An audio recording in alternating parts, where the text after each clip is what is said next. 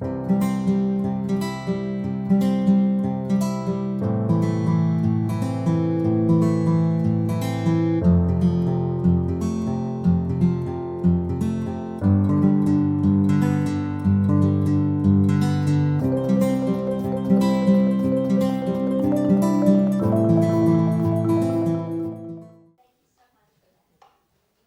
so the holiday season of Christmas begins with our first Christmas carol.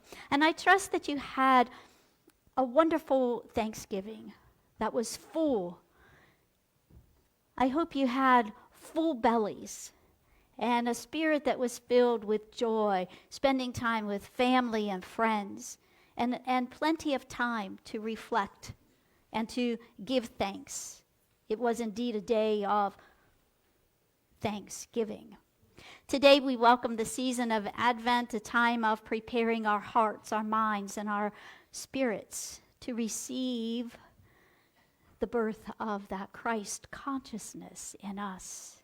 And we begin today with that Advent gift of hope or faith. And we know that Christ consciousness is not just born on Christmas.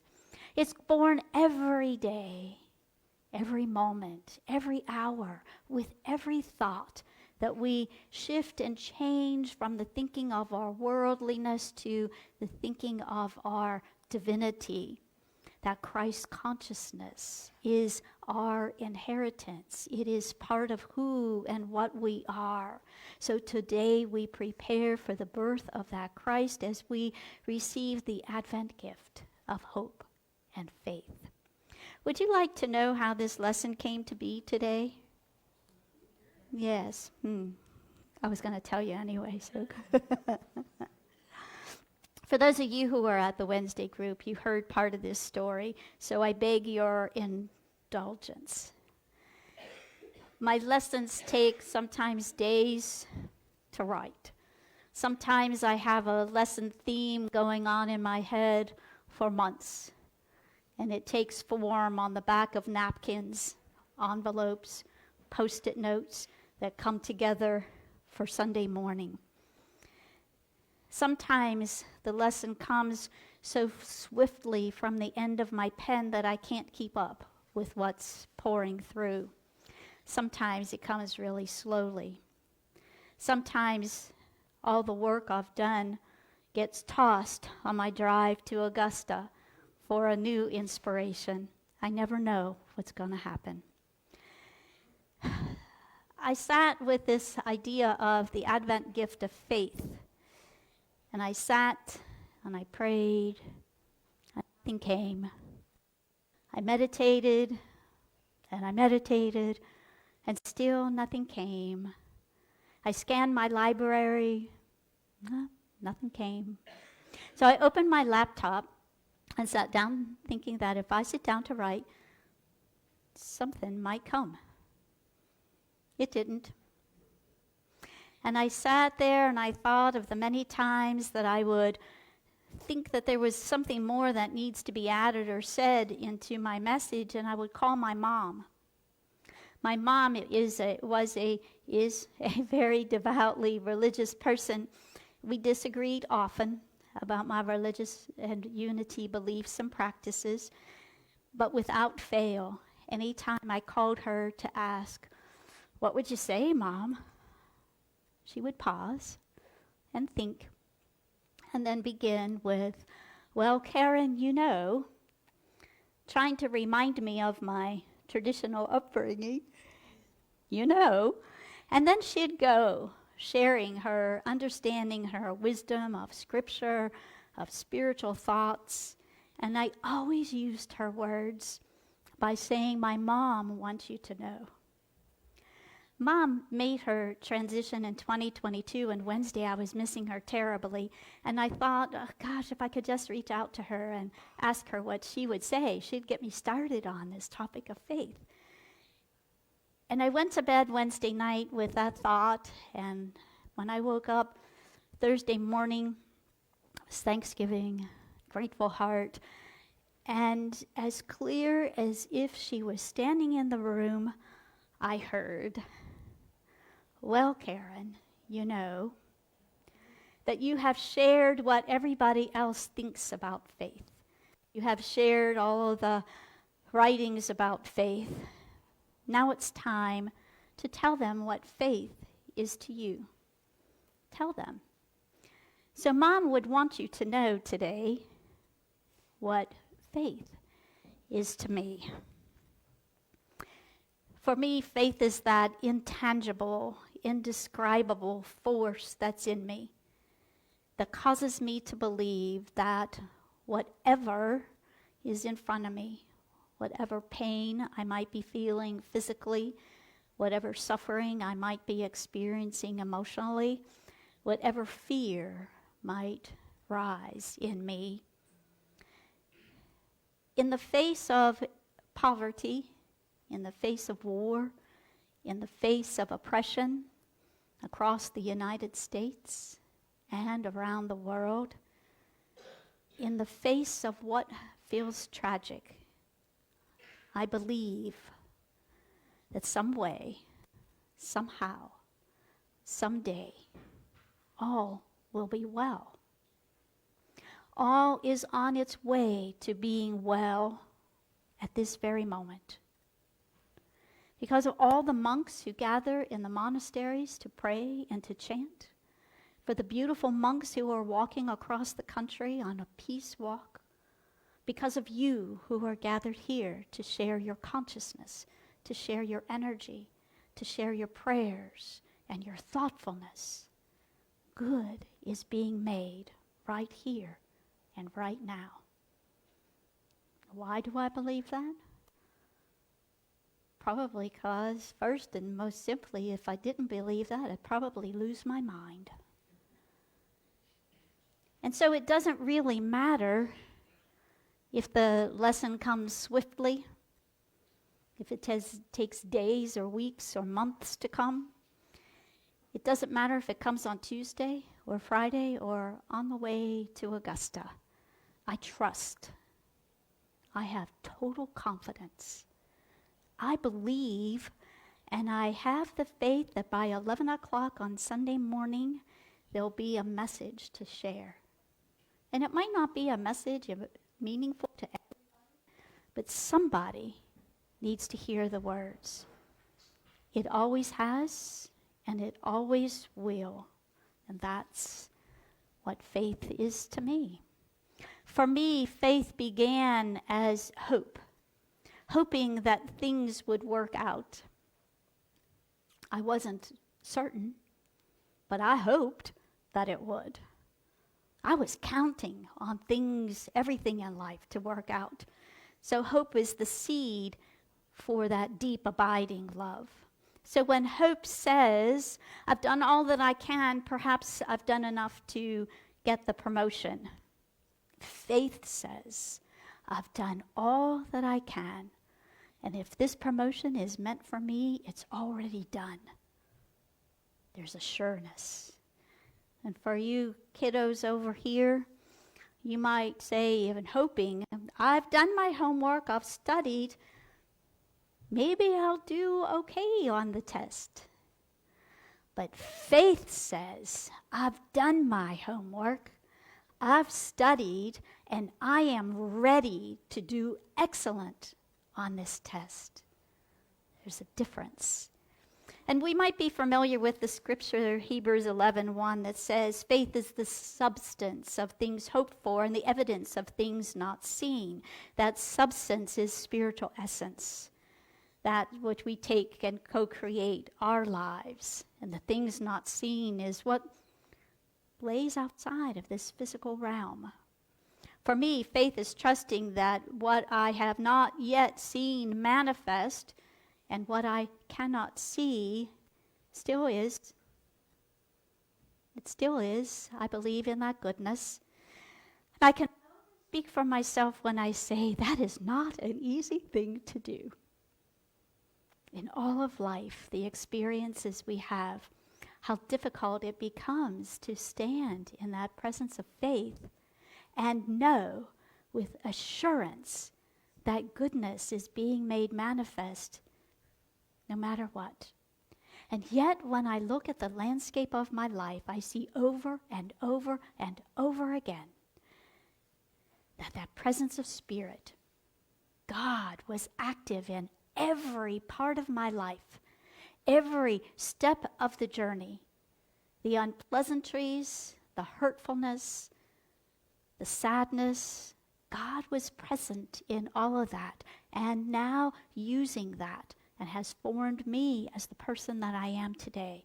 It's given me understanding for other people experiencing similar things. Being able to have eyes that see the evidence of my faith, confidence that I can trust that the universe is supporting my good always, without exception. And as I look over my life, I see, even in those most uncertain times, the most distressing and fearful times of my life, I was lifted. I was held. I was protected by something that is greater than my human understanding. 2 Corinthians 5:7 says that we walk by faith and not by sight. Sometimes life can look a little peculiar, or a lot. There are twists and turns, ups and downs, and ins and outs. I've certainly had mine, and I know you have had yours. So with practice, with lots and lots of practice, I can look beyond the circumstances. I can look past the details of what the world presents. I can look at my life and I can look beyond what I see and remember what is true. Undeniably true for me is I sit and call myself to remember that I am beloved. I am beloved of my source. I am made of that source. That source is love. Therefore, I am. That I am supported every step of the way by that intuition that is seated in me, that guides me through the little nuances of life and the big moments of life. Just yesterday, I had a marvelous experience with that. I came to Augusta to go to the Nutcracker, which some of our children are performing in again today. And in my mind, I had 7 o'clock was the show. So at 4:30, I was in my office, and I thought, oh, well, let me just see how far away I am from the theater so that I know what time to leave. I pulled out my ticket, and my goodness gracious, the show begins at 5 o'clock. I rapidly fed Elliot and put him in the room, and off I went. And I arrived at the theater in time for 10 minutes to spare. That is how subtly our intuition guides us. Protected me from myself. If I had thought, oh, let me look and see what time I need to leave, thinking to be there at 7 o'clock, if I had ignored that little nudge, I would have missed the performance. We have an inbuilt intuition that guides us that finely. That's amazing to me. So I sit in moments of communion with that source that inevitably carry me to a deep riches, a union with the holy. That space where no matter how far my imagination might reach, I don't come close to touching the edges of the divine. That which also is so intimate that it can guide me to be on time for a performance that is the breath that I breathe. As I practice and practice, I more quickly notice and affirm my truth when I get disrupted by what appears in life. And needless to say, there's many disruptions just in my little cone of life, and then when I look at the greater world, there's even more that would distract and disrupt my peace. So with this assurance, I step forward bravely with confidence that even though I cannot see what is ahead, even though I cannot even imagine what is ahead, most of the time I can walk bravely and boldly into the future, knowing that I'm guided well. If the universe deems it important for me to get to the Nutcracker on time, how profoundly will the universe guide me in those huge, monumental things of life? Now understand that when I look at the world and the chaos, the confusion and the suffering and pain, it moves me. It moves me deeply. And that's when I step into remembering again and again and again and still again that the truth is that the presence and power of God, the divine, is in all things, whether I can see it or not. I hold tightly to that belief that in time, all will be well.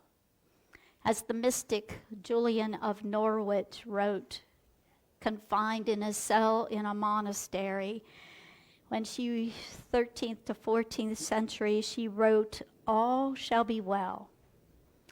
All shall be well. All manner of things shall be well." And I grow my faith. It's a practice. It's a growth for all of our lifetime to grow our faith. So I watch. I tend to be an introspective person, so I watch my thoughts. With a consistent and ongoing practice, I do hourly check-ins just to notice, what are you thinking now, Karen? And sometimes it's fine, and sometimes those thoughts have gone straight to basement thinking, judging, ridiculing, well past beyond discernment, deeply into judgment. So I check, and then I bring myself back. Most of the time. Sometimes I just sit in judgment for a little bit longer. And I look back over my life and I see the places where faith carried me through life's adventures and sometimes misadventures. I think of beginning the process of dissolving marriage vows, and I was terrified. I was working, but I didn't make enough to support my family. I would receive child support, but I had a financial responsibility to my home and to my children as well. So as I languished in worry, and I mean languished in worry, I was driving down Interstate 95 in South Florida, and as I approached the Hollywood Fort Lauderdale International Airport, my phone rang. Now don't judge me. It was my boss, and I answered the phone. And right then, my boss offered me a promotion to fill a vacancy that had just come in the company. And with that promotion came a raise, which would take my salary to exactly what I thought I needed to make to be able to support my family. That's how the universe supports me. Oh my, there was evidence that I could stand in that faith, that I could trust, I could keep confidence. Then I think back to the first time I practiced tithing. I was taking a Stretton Smith 4T prosperity program. Penny, you know what that is. And when the basket came around for me to put my tithe in, I held my check in my hand and I reached to put it in the basket, and when my hand came back, the check was still in my hand because I was afraid to just release those dollars and cents. I had children, 12, 8, and 4. I knew in that moment, if I didn't take that step of faith, I might be lost. So I took a deep breath. And I put the check back in, and I let it go. And I never looked back. And marvelous things have happened, opening in that circulation. I watch as I do the work of living my best life. I watch how my days and my weeks and my years unfold. I look beyond just a moment and see a bigger picture, and I see the presence of the divine. I think of my move from Florida to Dallas. I had made the leap thinking I was going to be a corporate marketing director, and I was for a minute, but the surprise was on me. Before I knew it, I was enrolled in ministerial school. And while I was in ministerial school, I was enrolled in Perkins Seminary for spiritual directorship. And I've told the story many times of how beautifully and brilliantly my life was guided along the way to support myself financially and emotionally, to buy a home, all while I was in ministerial school. That is nothing short of divine. I continue to watch the moments of serendipity that seem so lovely when they happen and turn out to be magical experience, divine experience. And you've all heard about my retreat at Unity Village sitting in Myrtle's Grove, which is a beautiful cluster of trees. And in that grove, I heard, "Live life now." Then everywhere I went on Unity Village, I heard, "Live life now." You see, I had always told my children that when I retire, I'll move back east to be closer to them. The only thing that I left out is I never planned to retire. Retirement just doesn't suit me. So when COVID shut down the churches ended and our church was beginning to open and reestablish itself, I clearly, very surprisingly, and equally profoundly heard that my time in Dallas was complete. There was nobody more surprised than me. I put a deposit on a home in Columbia that I didn't see. My daughter saw it, and that was good enough for me. I packed up my Dallas life and moved out. I had no hint of a job, but I came with confidence because I have this lifetime of evidence that all is well, all is truly well.